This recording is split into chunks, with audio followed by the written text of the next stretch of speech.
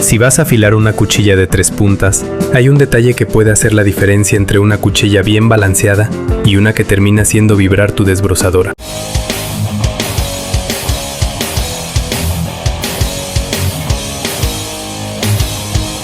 Su mantención es sumamente importante. Hay que estar revisándola constantemente de que esté con filo, que esté pareja sus puntas, para que así la orilladora haga un trabajo con menos esfuerzo, por lo tanto gaste menos combustible también y a la vez mantenga el balance del accesorio. Una recomendación cuando vayan a afilar una cuchilla, por algo que yo deduje, porque la verdad anteriormente no había escuchado algo parecido ni tampoco lo había leído, es que identifiquen cuál es la punta que está más deteriorada.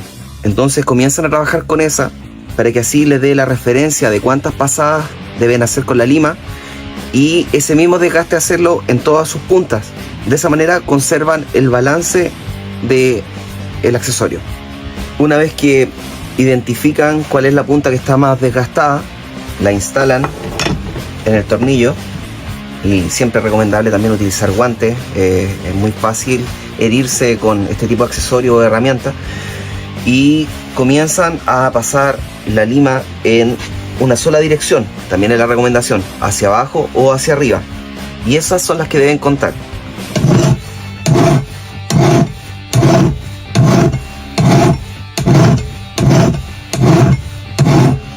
Una vez que obtienen el resultado esperado, hacen la misma pasada por todas las caras del filo de cada una de sus puntas.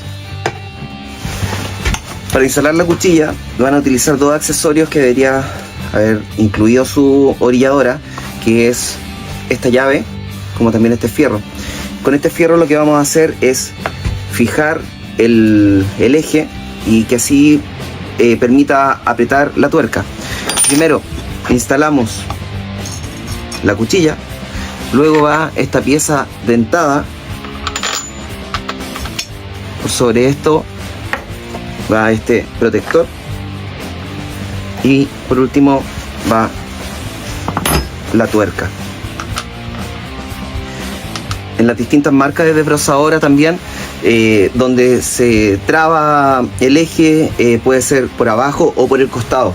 En este caso, como lo estoy haciendo con la orilladora Stihl, se hace desde abajo y fijamos.